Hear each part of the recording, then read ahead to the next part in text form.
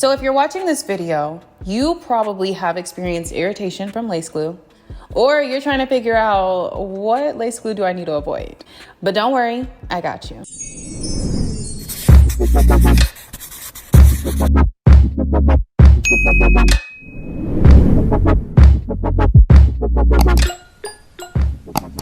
Hey queens, welcome to my channel. It's your favorite Jamafrican queen.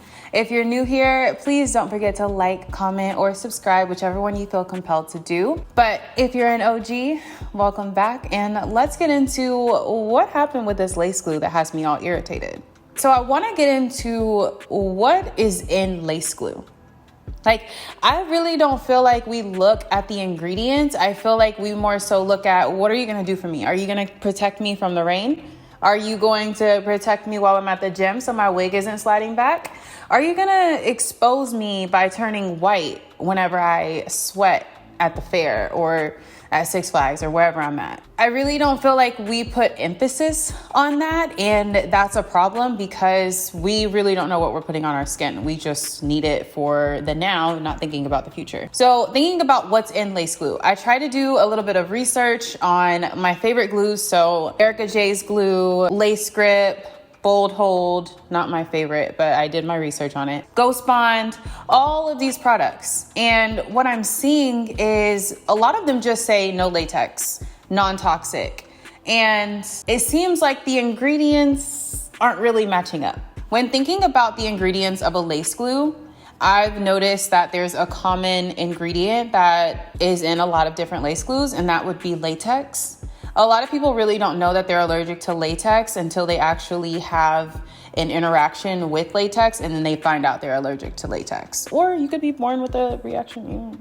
I don't know. When you are allergic to latex, you will develop a rash. You will break up into hives. It really just depends on your body. And honestly, with a lot of these lace glues, it really just depends on your skin type. So when I was doing my research, I saw that there were actually a ton of different lace glues that are latex free.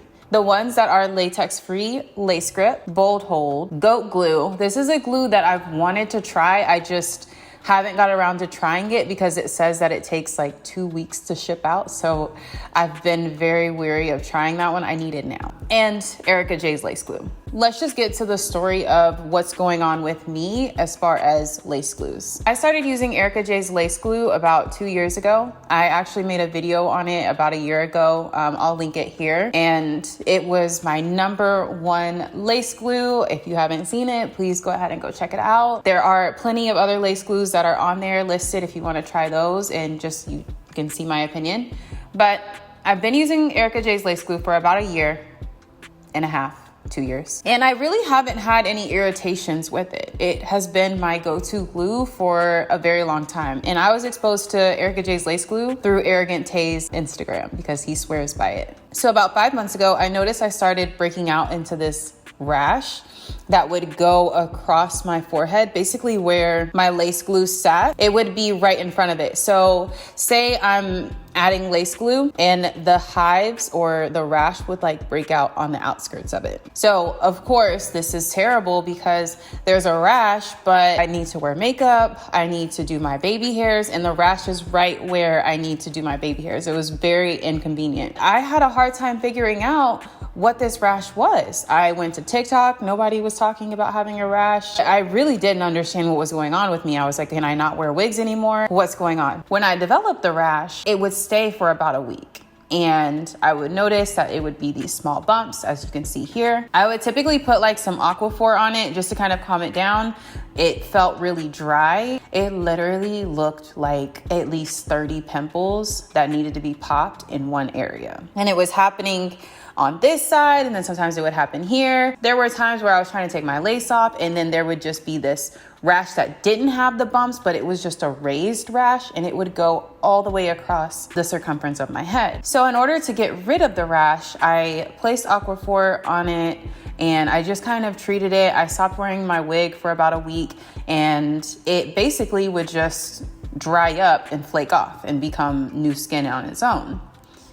But I really needed to understand what this was. It was leaving discoloration on my forehead, and I wasn't sure if I was just always going to have this rash or this discoloration on my forehead. It was a terrible time. It wasn't until I looked up sensitive skin lace glue on TikTok that I found that this is actually a common thing for lace wig wearers. I did some research on Erica J's lace glue, and it doesn't look like she has any toxic ingredients. So one of the ingredients that is on there is polyacrylic acid, and apparently that one isn't even strong enough to penetrate into the skin barrier. So that shouldn't cause any type of irritation. And then the other one is a non-ionic surfactant. I think I said that right. That one's also used in like shampoos, conditioners, hair products, makeup products. It doesn't seem non-toxic. It didn't say it had any toxic chemicals in it. So Erica J's lace glue actually isn't toxic.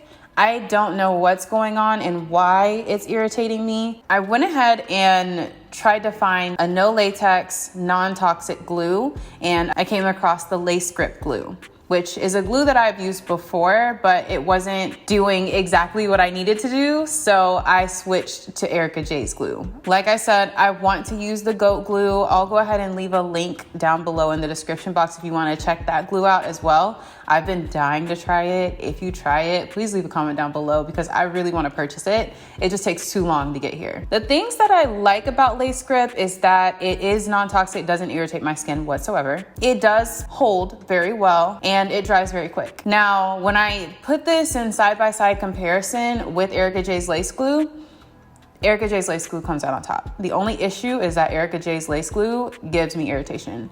But as far as the hold, Erica, she has the game sewed up. And when it comes to not turning white, that is another issue I have with this glue, with the Lace Grip glue. This glue tends to have a white cast to it whenever I'm working out, sweating, in the shower, what have you.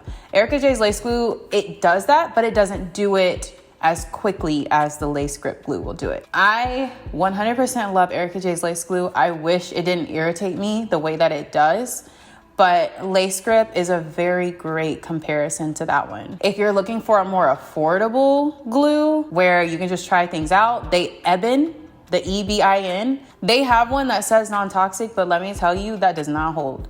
I tried it because I was waiting for my Lace Grip to come in. It does not hold. I don't suggest you do it, but if you're looking for affordability, that's the one. When it comes to looking at the ingredients on lace glue bottles, I noticed that they really don't list every single ingredient. It's very basic, it's very minimum. The Erica J lace glue has 3 ingredients. This Lace Grip, it doesn't even have ingredients on the bottle. It just says latex free, no harsh solvents, high humidity. There are no ingredients on this.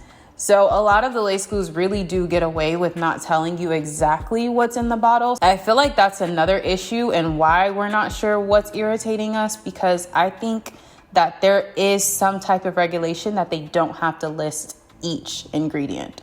I could be wrong, of course, that is my opinion. I'm not familiar with developing lace glue, so I'm not sure. And I'm not a scientist. But for me, I think that some of them may be withholding some ingredients that is causing irritation for us. All right, queens, it is time to wrap this video up. Thank you so much for sticking around. I hope that you felt value in this video. If you're going through the same thing, just know you're not alone. We have to find sensitive skin lace glues that are non-toxic. And if you have any questions, don't forget to leave a comment down below. We can talk about it. And maybe there's someone in the community that actually has the answer for you, or I have the answer for you. So don't be afraid to leave a comment down below. Don't be afraid to subscribe too, because I'm almost to 1,000 subscribers and I would appreciate it if you helped me get there. Other than that, thank you so much for watching and I'll see you in my next video. Bye.